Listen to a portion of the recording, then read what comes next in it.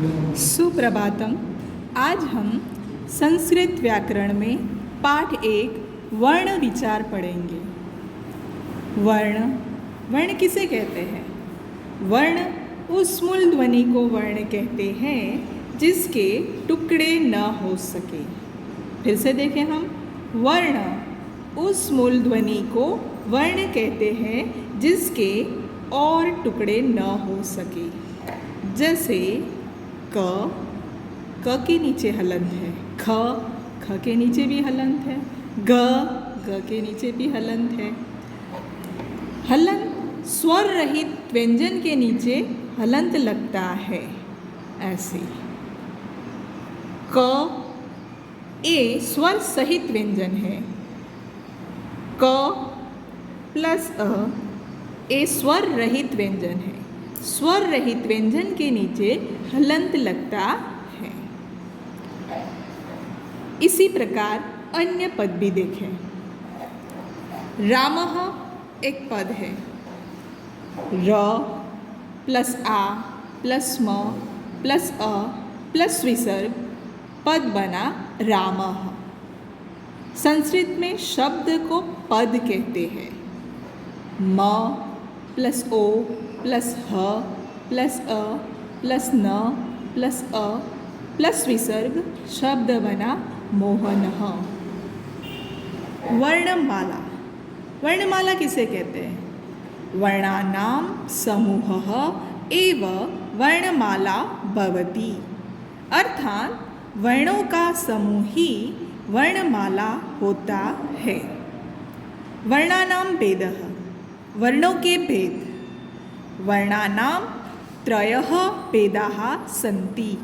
वर्णों के 3 भेद हैं। स्वराः, व्यंजन, अयोगवाह। स्वराः संस्कृत में 13 स्वर है। स्वराणां त्रयोदशः सन्ति। स्वर की परिभाषा देखें तो जिन वर्णों का उच्चारण करने के लिए अन्य किसी वर्ण की सहायता नहीं लेनी पड़ती उन्हें स्वर कहते हैं। फिर से, जिन वर्णों का उच्चारण करने के लिए अन्य किसी वर्ण की सहायता नहीं लेनी पड़ती उन्हें स्वर कहते हैं। स्वराणां त्रयः भेदाः सन्ति। स्वरों के 3 भेद हैं। ह्रस्व स्वर, दीर्घ स्वर, प्लुत स्वर। फिर से देखते हैं, ह्रस्व स्वर, दीर्घ स्वर, प्लुत स्वर। सबसे पहले ह्रस्व स्वर।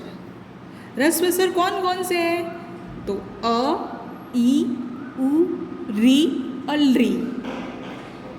आपने हिंदी में ह्रस्व स्वर देखे होंगे, अ, ई, उ और री। संस्कृत में ह्रस्व स्वर 5 होते हैं। अ, ई, उ, री और री, ये 5 प्रकार के हैं। इन्हें मूल स्वर भी कहते हैं। इनके उच्चारण में एक मात्रा का समय लगता है। अर्थात जिनके उच्चारण में एक मात्रा का समय लगता है उन्हें ह्रस्व स्वर कहते हैं। दीर्घ स्वर आ, ई, उ, री, ए, ऐ, ओ और औ, ये 8 हैं। इनके उच्चारण में 2 मात्रा का समय लगता है। अर्थात ह्रस्व स्वर से दुगना समय लगता है। जिन स्वरों के उच्चारण में ह्रस्व स्वर से दुगना समय लगता है उन्हें दीर्घ स्वर कहते हैं। इसमें ए, ओ, ऐ, औ, ए 2 स्वरों के मेल से बनते हैं। जैसे कि अ प्लस ई बराबर ए, अ प्लस ए बराबर ऐ, अ प्लस उ बराबर ओ, अ प्लस ओ बराबर औ। ये चारों स्वर 2 स्वरों के मेल से बने हुए हैं।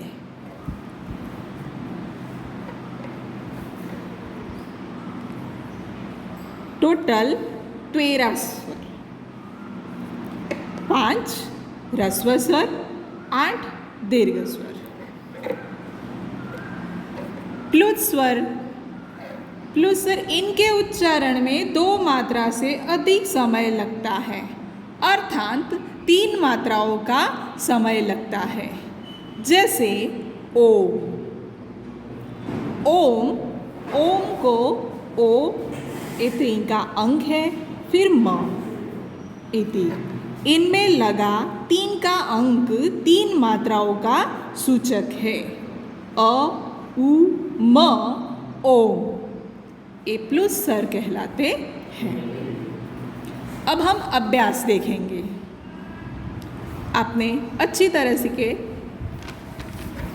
इस लेसन को पढ़ा। अब हम अभ्यास प्रश्न देखते हैं।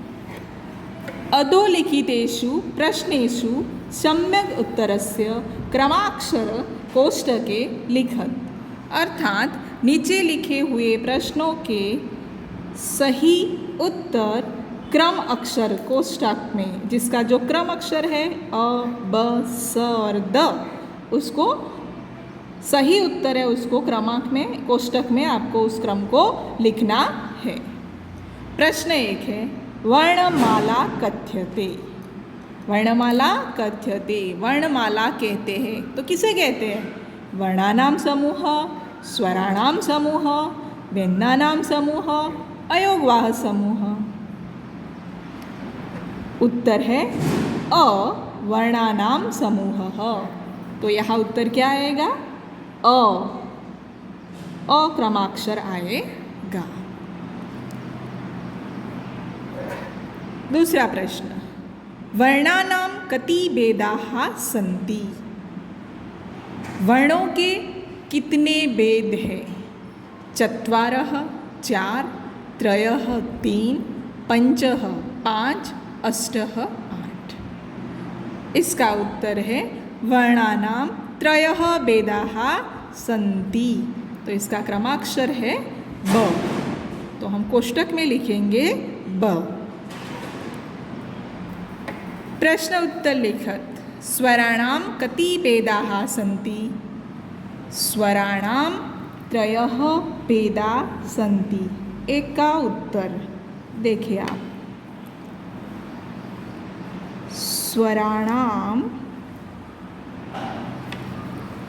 त्रयः भेदाः सन्ति। प्रश्न 2 है, ह्रस्व स्वराः लिखत। ह्रस्व स्वर को लिखना है, तो ह्रस्व स्वर आपके कौन कौन से हैं? दूसरे का उत्तर देखो, आपने ह्रस्व स्वर अच्छे से पढ़ा। अ, ई, उ, री और री, ये आपके ह्रस्व स्वर है। तो सभी बच्चों को ये पाठ अच्छे से समझ में आया होगा। धन्यवाद।